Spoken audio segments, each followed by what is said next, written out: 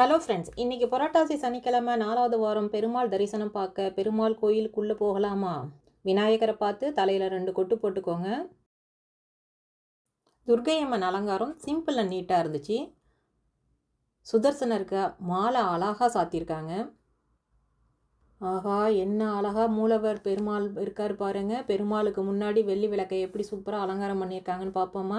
First சென்டராக ஒரு மாலை, அடுத்து முல்லைச்சரம், அடுத்து ஒரு 54 வடையை கோத்து வடை மாலையாக சாத்தியிருக்காங்க. அடுத்து துளசி மாலை, அதுக்கப்புறம் முல்லைச்சரம், அப்புறம் 2 பக்கமும் 2 மாலை மல்லிச்சரம் கொண்டு அழகாக அலங்கரிச்சிருக்கா. இதோட ஹைலைட் என்ன தெரியுமா? விளக்கில் 5 முகத்தில் எரியிற ஜோதி நமக்கு தெரியுது பாருங்க. விளக்கோட மூலவர் தரிசனம் அத்தனை அழகா இருந்துச்சு.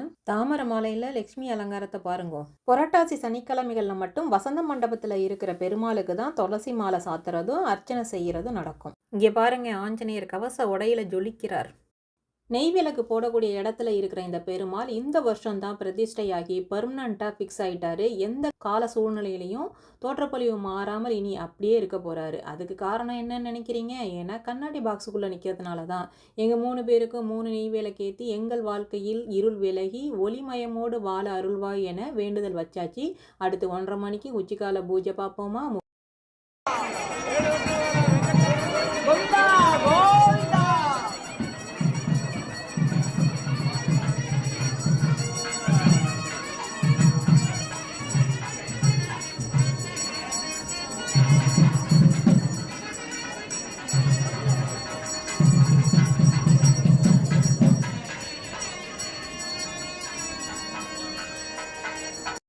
நான்காவது வார சனிக்கிழமை பெருமாள் தரிசனமும் வெற்றிகரமாக முடிஞ்சது ஃப்ரெண்ட்ஸ். இனிமேல் ஈவினிங் அந்திகால பூஜையும் சாமி புறப்பாடும் நடக்கும். இதை பார்க்கணுமா? 3வது சனிக்கிழமை சாமி புறப்பாட்டை வீடியோவாக எடுத்து கொடுத்துருக்கேன். பார்க்கணுன்னு நினைக்கிறவங்க இந்த வீடியோ ஷார்ட்ஸில் தெரிகிற ப்ளே பட்டனை ப்ளே பண்ணி பாருங்கள் ஃப்ரெண்ட்ஸ்.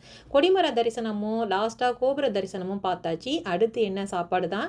நாங்கள் அன்னதான கியூவில் ஜாயின் பண்ணும்போது சுமார் ஒரு 1:47 ஆச்சுதுங்க. கதை பேசி செல்ஃபி எடுத்து கியூவில் நகர்ந்து செல்லும்போது ரேஸ்கோஸ் ரோட்டில் இருக்கிற நித்தியம் சித்த மருத்துவம் ஷாப்லேருந்து விளம்பரத்தால் ஒரு கடலை மிட்டாய் பின் பண்ணி வரிசையில் வர்றவங்களுக்கு கொடுத்துட்டு இருந்தாங்க. நாட்டு மருந்துல நம்பிக்கை இருக்கிறவங்க இந்த சென்டரை அணுகலாம். ப்ளோக்கை ரவுண்ட் அடித்து கோயில் பக்கத்தில் சிக்ஸாக் வரிசையும் கடந்து 2:45க்கு இலை சாப்பாடு கிடைக்க அதில் நெய்யையும் ஊற்ற சூடாகவும் டேஸ்ட்டாகவும் இருந்ததுனால மிச்சம் வைக்காமல் சாம்பார், ரசம், பாயசம், மோர் அப்படின்னு சாப்பிட்டு முடிச்சாச்சு.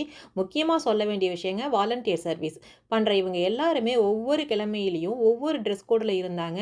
எல்லா பக்தர்களுக்கும் பரிமாறிட்டு 3 மணிக்கு மேலே தான் இவங்க எல்லாருமே சாப்பிட்றாங்கன்னா பாருங்கள். கிட்டத்தட்ட அரௌண்ட் ஒரு 10,000 நபர்களுக்கு மேலே சாப்பிட்ருப்பாங்க.